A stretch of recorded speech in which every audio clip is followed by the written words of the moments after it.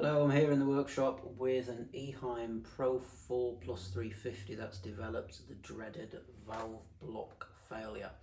Now, if you already own one of these filters, then you're probably going to agree with me when I say that removing the valve block usually is really simple and hassle-free. But when the filter develops this fault, removing it the normal way after closing the valves becomes practically impossible. Now, I've seen people get this out by completely destroying the valve block itself by ripping it apart with pliers and taking it out piece by piece. And don't get me wrong, that's a method that works. But in this video, I'm going to show you how to get it out without doing that, which should hopefully remove all of the risk of damaging the rest of the filter. So stay tuned and I'll show you how to get this pesky thing out. Now, first thing you're going to need to do is take the head of the filter off the rest of the canister. So remove the clips and just drain the water out the back of it.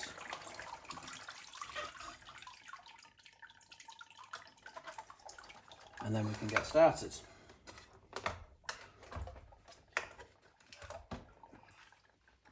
After you have removed the filter head from the rest of the canister, you're going to go ahead and turn it upside down, and you're going to locate the 4 screws in the far corners of the filter head. The bit you're going to need is a TX10.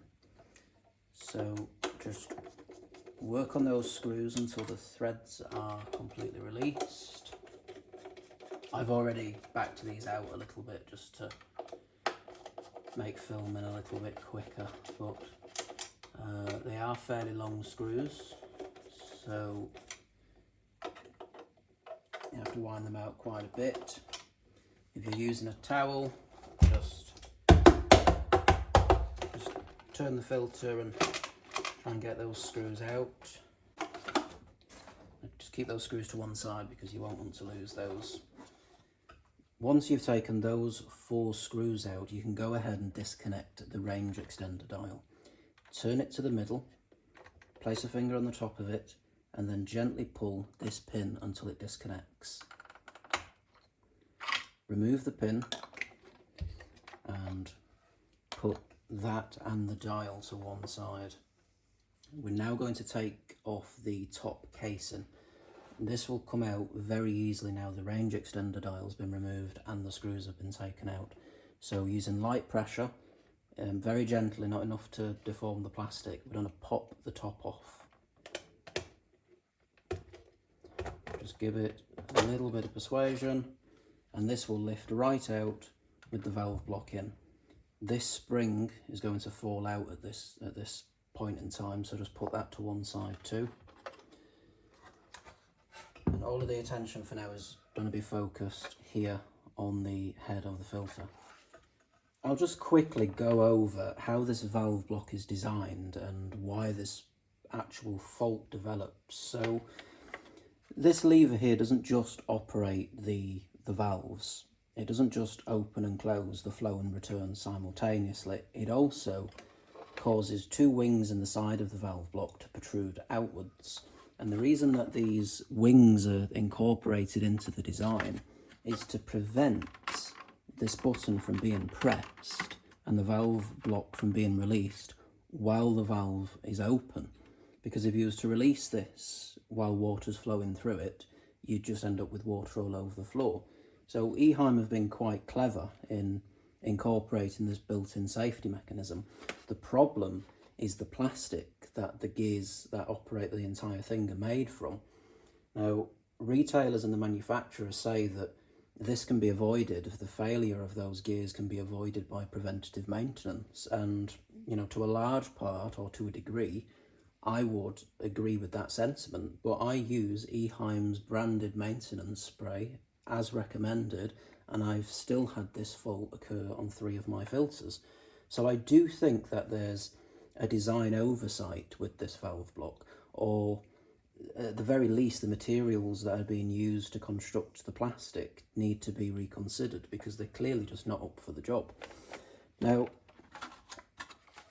back to the main issue, this wing here is in the out position, so this button cannot be depressed, meaning that the valve block cannot be released. The best way to get around this is to use a flathead screwdriver like this and very gently push this wing back in, and you can do this with minimal force. We've just got to gently prise it without damaging anything or injuring yourself, and very gently persuade that wing to go back into its correct position. We're almost there. Yeah, there we are. Now that's done, this piece of plastic, this red piece of plastic, can be removed, and the valve block should just come right out. So this is the wing I'm talking about. You can see this one's not come out. This is where the fault is on this side, but you can hear the gears and you can feel them. Now, if your gearbox in the car felt like this, you'd take it to the shop. And this problem started to develop a few weeks ago, and I left it waiting for failure so I could demonstrate this process in a video. So now that's out, I'll be honest with you, this cannot be repaired, so you will have to buy a new one.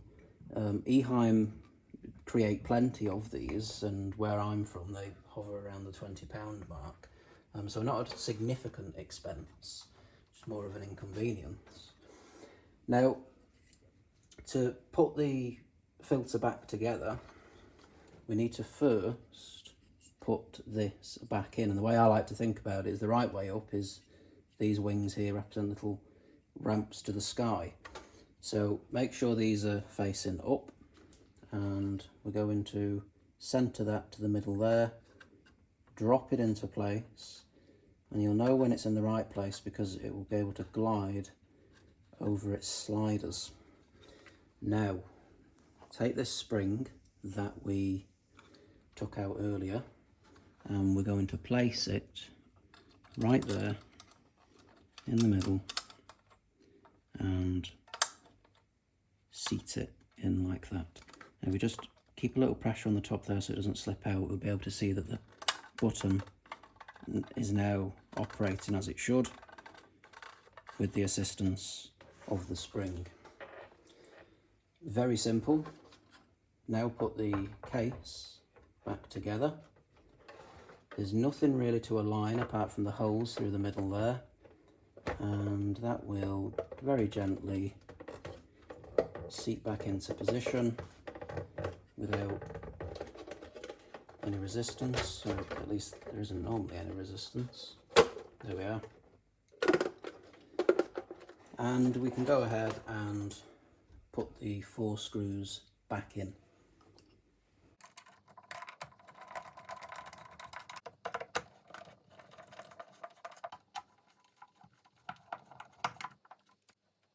Now, you're not creating a watertight seal in this particular part of the filter because water doesn't go up inside of the top casing, so you don't need to do up those screws really tight. Just nip them up by hand and don't over tighten them because the threads are going into plastic, and if you over tighten them it'll just strip the holes. To put the range extender stem back in, just slide it through and you'll see this shape here. Now we're going to line that up between the 2 markers here. You can see that there's fins on the other side, so it can't be put in the wrong way. Just pop that in like so, and then turn it anti-clockwise all the way until this meets the fin on the case in here and can't be turned anymore. Take your range extender dial into the full position, and then just gently, while supporting the stem underneath, just gently seat that in, and you will feel it bite when it's into position. and the function of this dial has now been restored. And that's it, your filter should now be able to go back into normal operation. Like I said, the valve blocks cannot be repaired, it's not worth getting into. It's easier just to buy a new one, because once the fault has developed in them, they're beyond any point of reasonable repair, as the gears inside are most likely shredded to pieces. So with a brand new valve block, your filter should now be able to go back into normal operation.